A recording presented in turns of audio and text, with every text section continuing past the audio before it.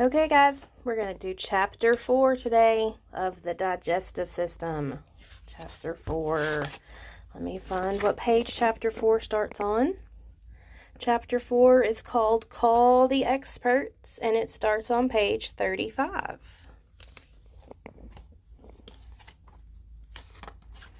Okay, here we go. Picture of a little girl talking to a doctor. Chapter 4. Call the experts. It can be hard to figure out what's causing a digestive problem.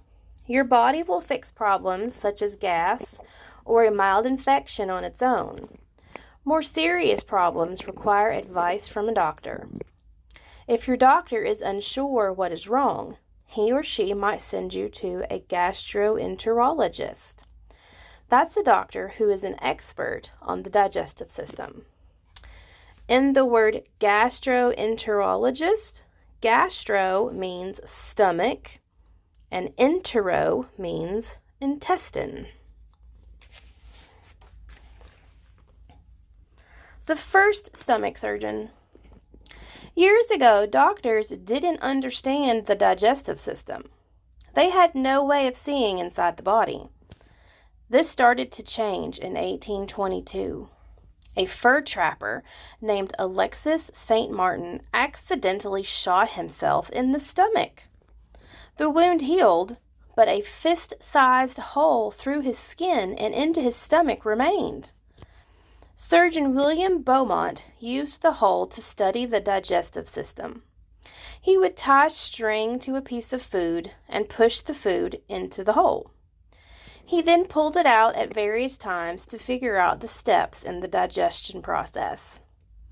Beaumont also discovered that the stomach acid broke down food on its own. When St. Martin died, his family let the body rot for 4 days before burying it.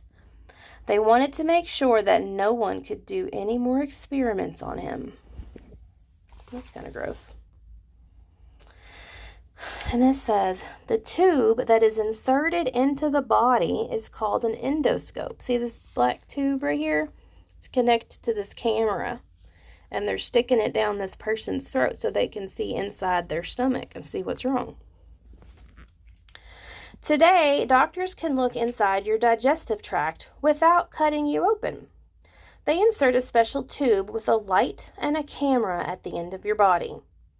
The end of the tube also has a tiny device that can take a sample of your tissue so that the doctor can study it in a lab. That was Chapter 4. We'll go ahead and do Chapter 5 too. It says, if you eat regular, healthful meals, you will get all the vitamins and minerals you need. Chapter 5. Fit for life. If a meal is late, your stomach might growl. It's contracting and releasing juices ready for your food. How do you keep your digestive tract in top shape? Eat well, drink water when you are thirsty, and get regular exercise. If you do these things, the good things will get into your system, and the unwanted waste will move out quickly. You'll feel well. You'll have all the energy you need. Put in only the best. Fiber helps keep your intestines healthy. Fiber is the material in plant cells that helps them hold their shape. Fruits, vegetables, and whole grains, such as cereals and breads, are full of fiber. Your body doesn't absorb fiber. Instead, it uses the fiber to help push materials through the intestines quickly. Water is also important for keeping things moving in your intestines. It can help you avoid hard feces, which lead to constipation. Water also helps the body absorb vitamins and minerals. Too much fat in your food can slow your digestion. Digestion times. It takes different amounts of time for the stomach to digest different types of foods. Eating food in the order of its digestion can help the digestive process. That way, the slowly digested foods will not hold up the other foods. So, water and juices, 20 to 30 minute digestion. Fruits, vegetables, and soups are 30 to 45-minute digestion. Beans, grains, and nuts take 2 to 3 hours. Milk and cheeses, 2 to 5 hours. And many meats take 3 or more hours. Keep on track. Exercise is important for keeping your digestive tract on track. Moving your body helps food move through your intestines. Don't do vigorous exercise right after eating, though. Wait a half hour after a snack, or up to 3 hours after a heavy meal. If you look after your digestive tract, it will look after you. Put healthful foods in, and your body will convert it into a healthy body and plenty of energy. Vigorous exercise after a meal can cause muscle weakness. However, gentle walking can help digestion. So, true statistics. An average amount of food a person eats in 1 year is 1,100 pounds. The amount of time it takes to chew a mouthful of food, about 5 to 30 seconds. The length of an adult esophagus is about 10 to 14 inches. The average amount of hydrochloric acid produced in a person's stomach each day is about 4 pints. So it says 1.7 liters, which is almost like a 2-liter bottle of soda.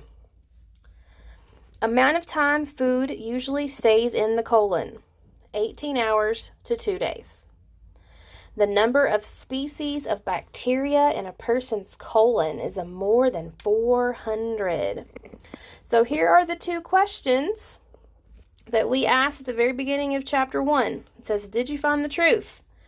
Your small intestine is about 5 feet long, and the answer, that's false, because it said it was almost 30 feet, wasn't it? Hold on, let me look. It was in chapter 2, wasn't it? Here, 20 feet. It says your small intestine would be almost 20 feet long, so that one was false. And an acid strong enough to dissolve metal helps digest food in the stomach, and that one was true. Okay, and here's the last few pages. We have a book full of resources. Remember, we've talked about how authors research things and how they can get their information from other books and other sources. And this author used all of these books to help her get information to write her own book. And here are some websites that she used and some websites that you could go to do more research on your own. And the Adventure Science Center in Nashville, Tennessee. I've actually been there. It's really cool. It's a good place to go visit. And then here is our glossary with all of our big bolded words. We have the word antacid, antibiotic, bacteria, constipated, diarrhea, esophagus, feces, gastric, microbe, mucus, rectum, and starch. And here is our index. Remember, we've talked about an index. If you want to look up a word, but you don't want to look through the whole book for it, like say you want to find out what the word carbohydrate is. Oh, carbohydrate's not in here. Let's do carbon dioxide. Okay, so here's carbon dioxide. It's on page 8. So I know that if I go to page 8, the word carbon dioxide is on this page. Right there. Carbon dioxide. All right, and then our very last page is about meet the author. It says, Christine Taylor Butler lives in Kansas City, Missouri, with her husband and 2 daughters. A native of Ohio, she's the author of more than 40 books for children. She holds a BS degree in both civil engineering and art and design from the Massachusetts Institute of Technology in Cambridge, Massachusetts. Other books by Miss Taylor Butler in the True Book Health and Human Body series include The Food Pyramid, Food Allergies, Food Safety, the Circulatory System, the Respiratory System, and the Nervous System. And that is all for our book, The Digestive System. I hope you guys enjoyed it and learned a lot. Please comment and tell me what you've learned from this book. Bye, guys.